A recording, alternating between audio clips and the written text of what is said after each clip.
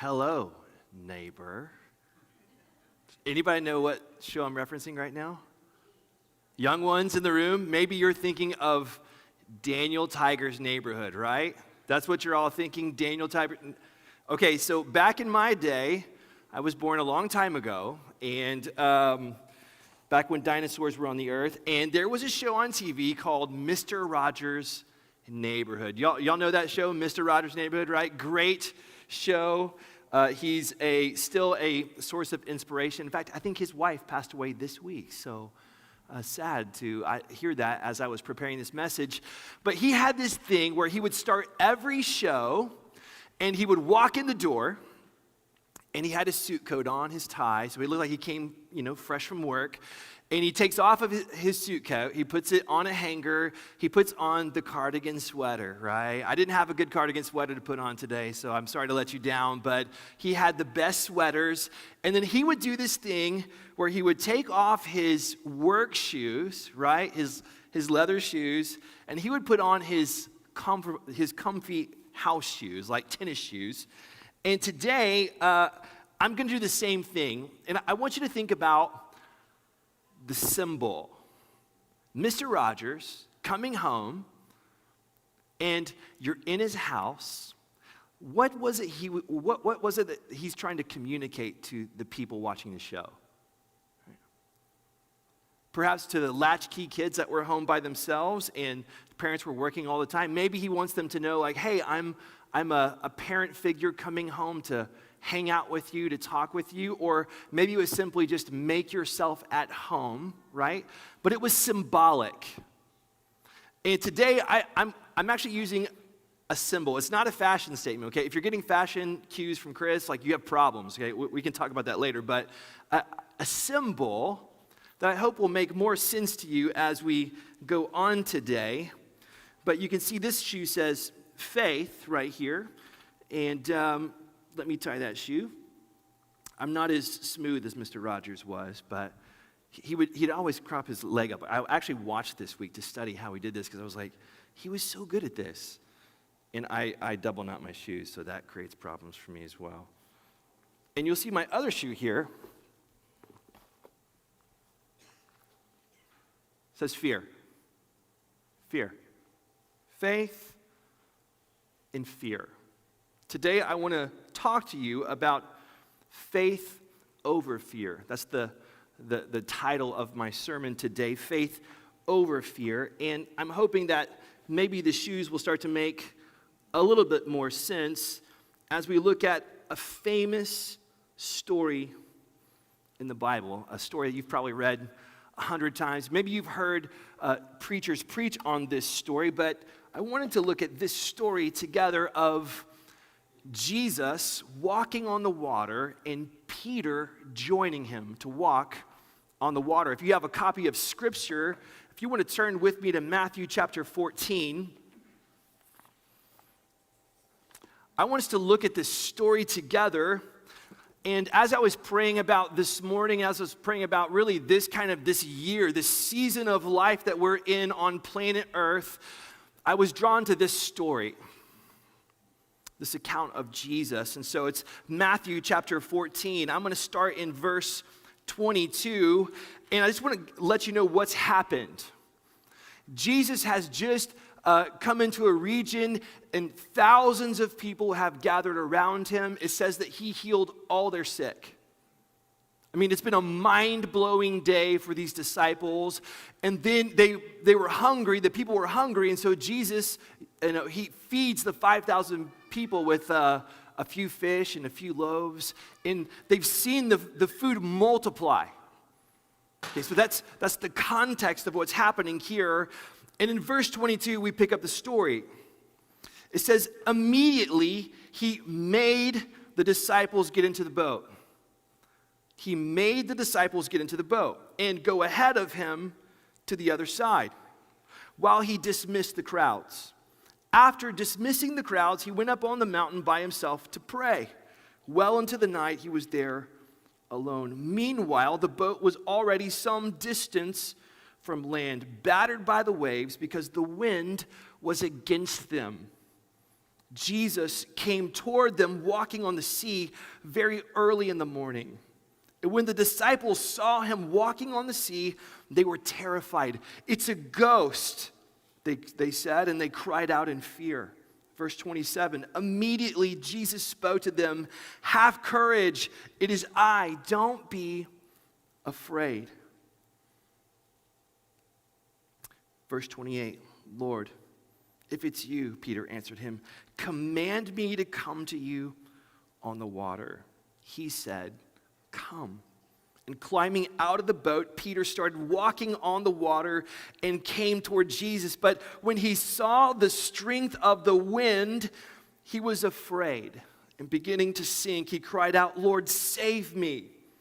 Verse 31, immediately Jesus reached out his hand, caught hold of him, and said to him, "You of little faith, why did you doubt?" When they got into the boat, the wind ceased.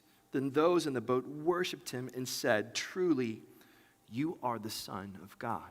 This is the word of the Lord. So the disciples have a mind-blowing day with Jesus. They've seen incredible miracles. And then he makes them get into the boat. Now that kind of caught me off guard as I was reading the story that Jesus makes them. And as I looked at the original language, it has a sense of force.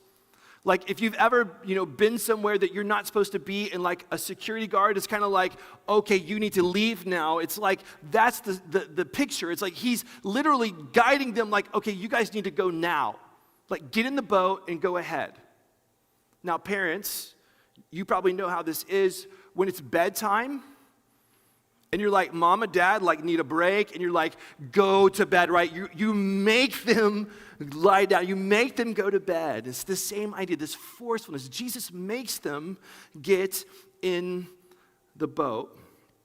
But you saw the story. A storm comes. A storm rises. Now, just think with me for a second. Jesus, he throughout the scriptures, he tells them how several of them are going to die. He tells them that the temple is going to be torn down. He tells them what the end times are going to look like. Now, Jesus knows all things. As the Son of God, he can see all things coming. He knows what's going to happen. And he makes them get into the boat. See, the first thing I want us to understand is that sometimes Jesus will lead you into a storm and not around it. And that kind of caught my attention as I was reading the story, that Jesus, he sends them at the moment when there's a storm coming. Why? Jesus leads them into a storm and not around it. Now, imagine how these guys are feeling as you read the story of the boat is battered by the waves in verse 24. The wind was against them. And they're distant. They're out in the middle of the sea. It's like it's several stadia away, so it's possibly 3 miles these guys are away from shore. I mean, they're out in the thick of it, and the squall comes, and the boat is beaten, and the winds are howling. And I'm just imagining they're feeling beat up, like the boat. They're feeling resisted. They're feeling exhausted. They're feeling fed up. They feel like this is pointless. We're rowing and we're going nowhere. Ever felt that way before? Ever been through a storm of life before? Where you feel beat up. You feel resisted. You feel exhausted. You feel fed up. And you feel like this is pointless. And yet Jesus leads them to that place. They're going exactly where and exactly when Jesus said to go. Now, I don't want you to miss that doing what Jesus says to do is always the best thing. Always the best thing to do. But it's often the hardest thing to do. Right? It's always the best thing, but it's often the hardest thing to do. And you and I, when storms come, we're like, you must be living wrong. It's like the waves are coming and the wind's howling and you feel all those things. And it's like, surely God's not with you. You've gone off the path somewhere. Like you've missed him. You've missed his calling. You somehow stepped out of what he wanted you to do because it would be easy for you if you were doing what he said to do. But that's not how the story goes. They're doing exactly what Jesus said to do when he said to do it, and it was really, really hard. Now, you've lived long enough to know that not every storm is the result of obeying Jesus, right? I think I've been through some storms that were probably more like I was on the wrong path. There's storms of my sin or other people's sin or just the result of living in a fallen world, right? But not every storm is his doing, but you can trust that he's doing something in every storm. Not every storm is his doing, but he's doing something in every storm. He leads them into it. But then the next part is so miraculous, and I just think that maybe we've heard the story so many times that we're like, oh yeah, Jesus walked on water, whatever. Now, when's the last time you walked on water? Last time I stepped into the water, I didn't walk on it, right? I sank into the water. So this is miraculous, right? In verse 25 and 26, Jesus came toward them walking on the sea very early in the morning. And I love this. When they saw him, they were terrified, and they said, it's a ghost. And they cry out in fear. It's literally like Jesus scares the blank out of them. I don't know if you ever had that, right? He just totally scares the blank out of these disciples. My boys, I have 3 boys, and they love, this is almost like a daily occurrence that it's like, hey, guys, time for bed, and they go brush their teeth, and one of them finishes brushing his teeth, and then they go hide behind the door of the bedroom. Because they know, like, any minute now, my brother's coming through here, and it's like, boo, right? So you expect to see your family member every day. You just don't expect to see them hiding behind a door, jumping out at you, right? So it scares, they love to scare each other, and it's like that with Jesus. Like, yeah, we expect to see him, but not like this. See, the second thing I want us to see is don't give up in the storm. Don't give up in the storm, because Jesus is coming. Don't give up in the storm. He might not show up like you think he's going to show up, but Jesus is coming.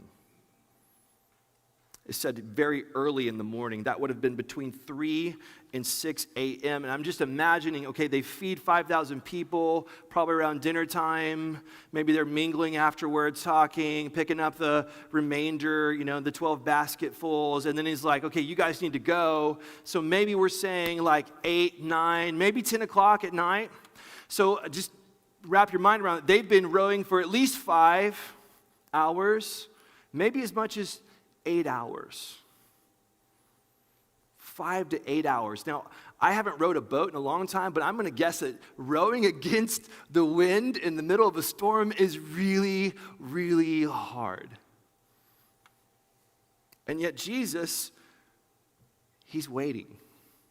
He's praying, spending time with the Lord, spending time with the Father. And he comes very early in the morning. He shows up at unexpected times. And God's timetable and your timetable aren't the same. He's coming, but you don't know when he's coming. Don't give up in the storm, because Jesus is coming. And he might come in a way that you don't expect. In fact, it might scare you a little bit when Jesus shows up, right? Can you imagine the adrenaline shock of that? But in verse 27, this is such a crucial moment. I think this is a verse that's so relevant for us today. It's so relevant for any season of life, just as relevant as it was in this moment. Here's what Jesus tells them. Immediately, Jesus spoke to them, "Have courage. It's I. Don't be afraid." Have courage. It is I. Don't be afraid. Now, that have courage literally means be of good courage. Be of good cheer. That's how your translation might actually translate that word. Be of good cheer. It's almost like a joyfulness, to be of good courage, to be of good cheer, and to have confidence. Like, have confidence. It's me. Be of good cheer. He says, don't be afraid, and that would be like literally, don't be terrified. Don't be scared away.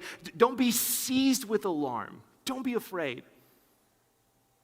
It is I, which some scholars believe harks back to Moses when God speaks to him, and Moses says, "Who shall I say sent me?" And he says, "Tell them that I am sent you." Don't be afraid. Have courage. I am.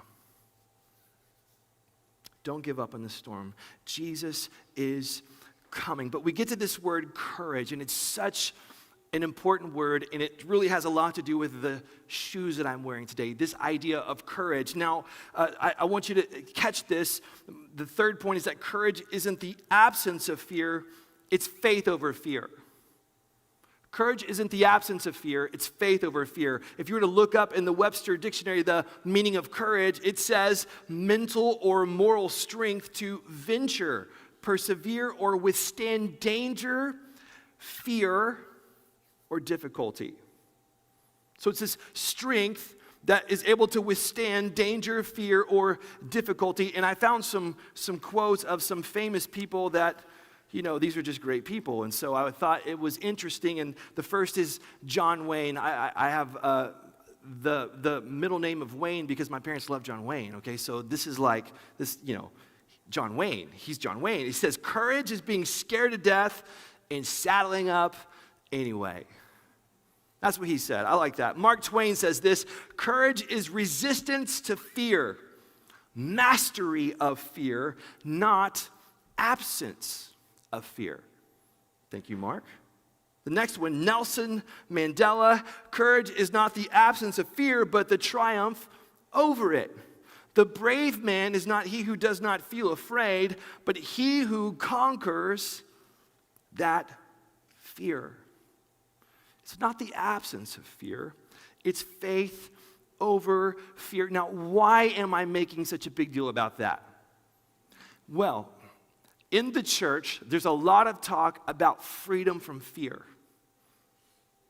Right? You know, it's like, hey, I got 5 steps for you where you can live without fear. And buy my book at the end. Right?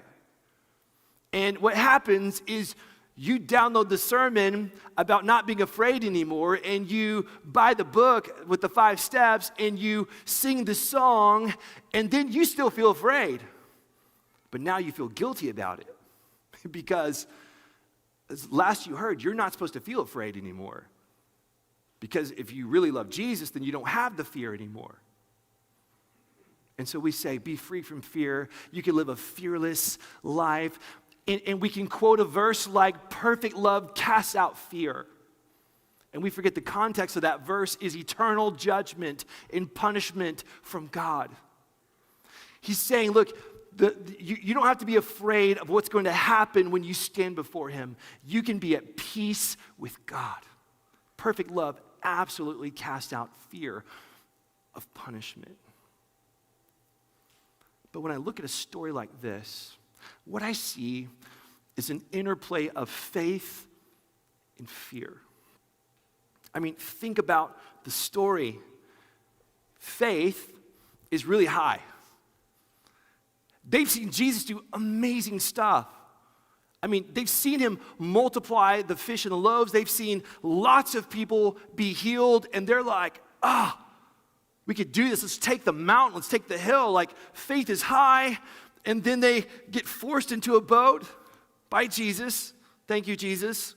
Storm comes. It gets really hard. And then a ghost starts walking towards them on the water. and they cry out in fear. Faith to fear. But Peter, he sees, it's like, if it's you, Jesus tells him, it's me. If it's you, there's a little bit of fear in that statement. If it's you, command me to come out onto the water. Well, that's pretty daring faith. Command me to come out on the water. Peter steps out on the water, and it holds him up because Jesus has commanded the water to hold him up. And faith is high. He's walking towards Jesus. He's doing it. And then he looks at the storm. He's like, wow, that wave is huge. And the wind is like really hard. It's like all of a sudden, fear's back.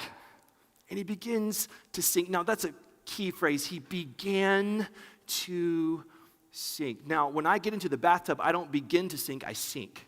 So there's grace in that. He began to sink. And then Jesus gets in the boat, calms the wind, calms the waves, and they worship him. They say, truly, you are the Son of God. It's faith is lifted again. You see, when it comes to following Jesus, we can talk all day long about not being afraid, but it's scary.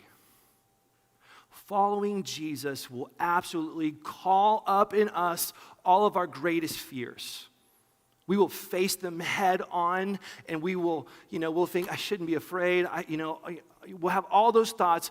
But what's important, no matter whether it's faith or fear that's behind you or fear that's in front of you, what's important is that faith always takes the next step. That's what's important. It's an alternating movement of faith and fear. Welcome to following Jesus. Most of us, we wait for our fears to ease before we take the step. But I don't think it works that way. We would love a magic wand moment. Oh, Lord, it's gone. Fear's gone. I can finally step out. It doesn't work that way. It takes courage. And it's what Jesus wants to give to you. It's what Jesus wanted to instill in his disciples. Have courage.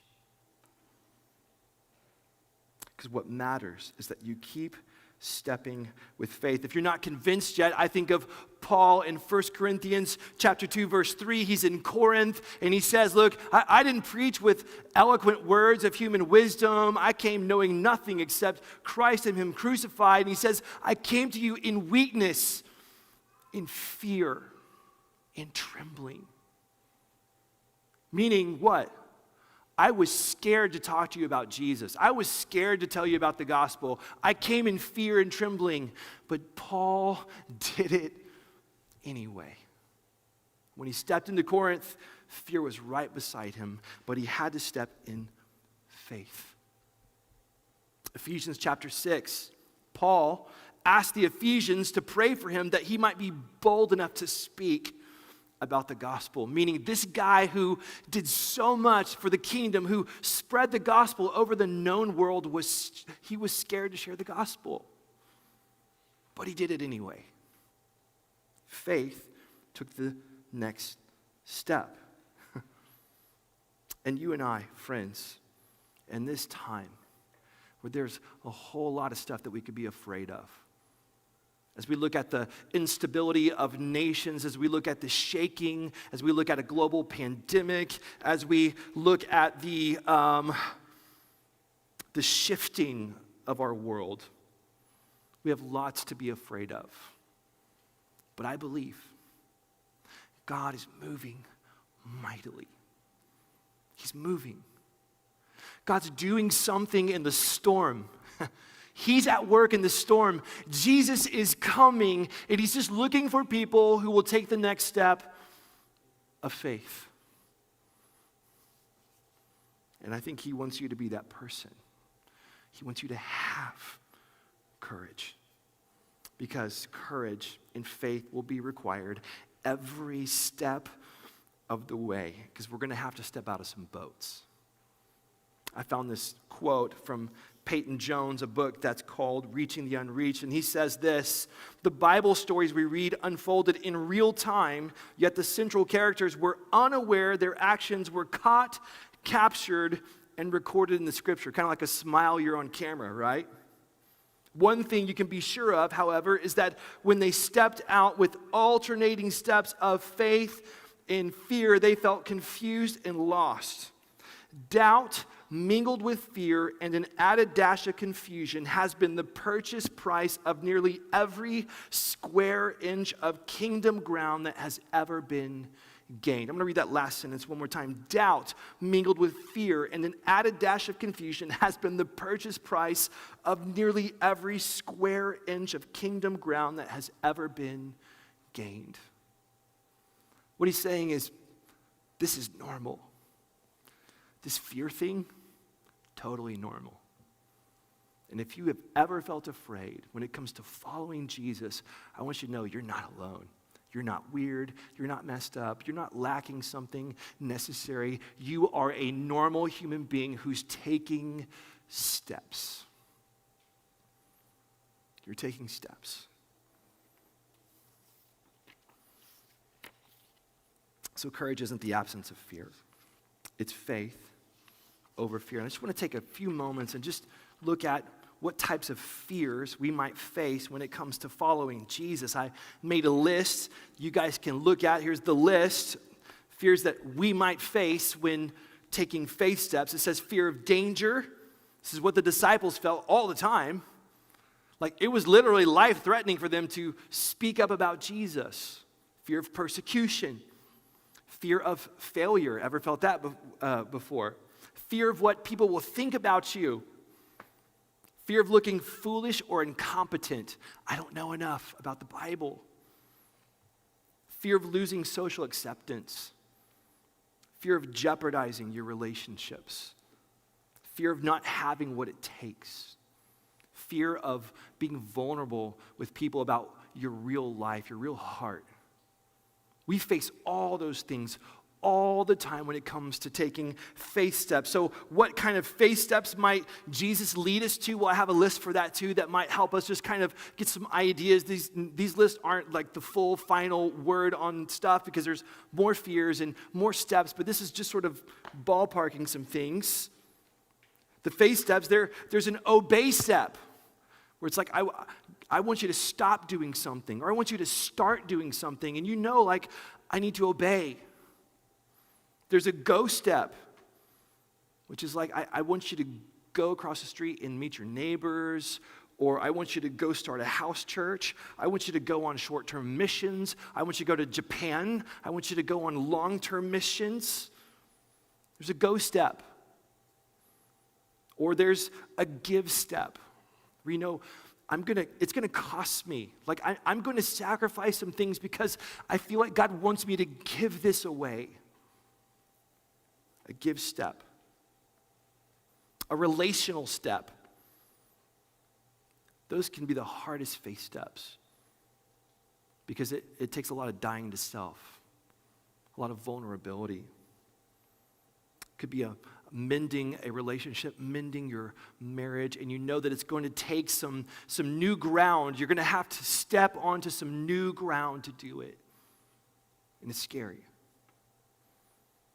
There's the public step, when my private faith becomes public, or maybe it's just simply I'm going to pray out loud in front of people.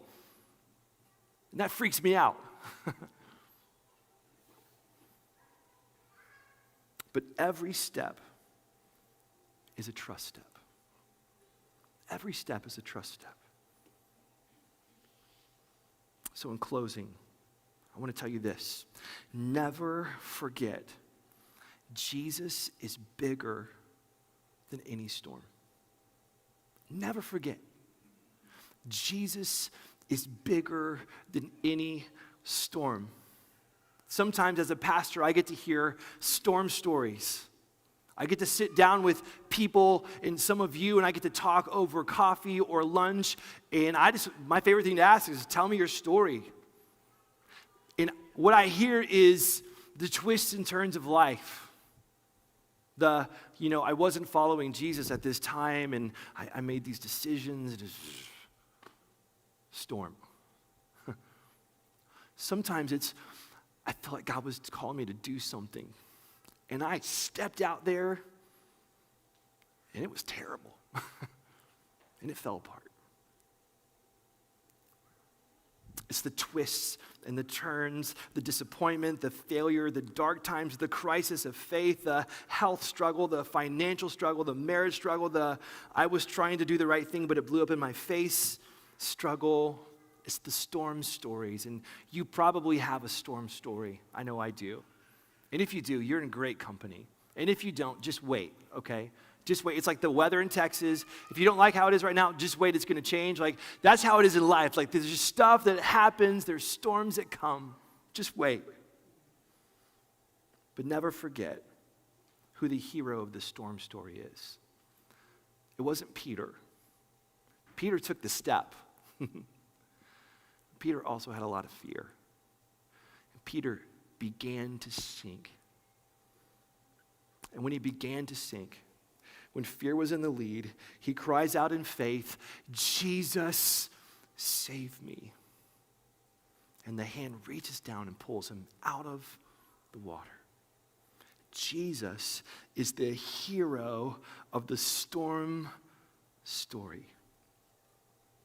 And he asked the question, "You have little faith, why did you doubt?" Now, what do you think Jesus is wanting to instill in Peter with the question?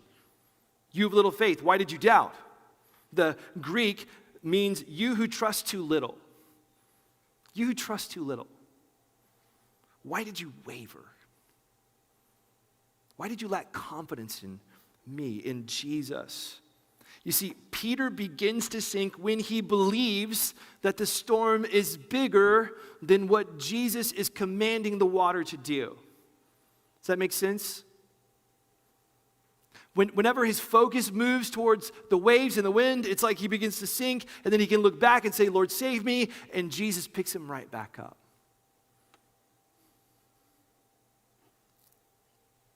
So I think what Jesus is after for us is that we would never forget who's bigger.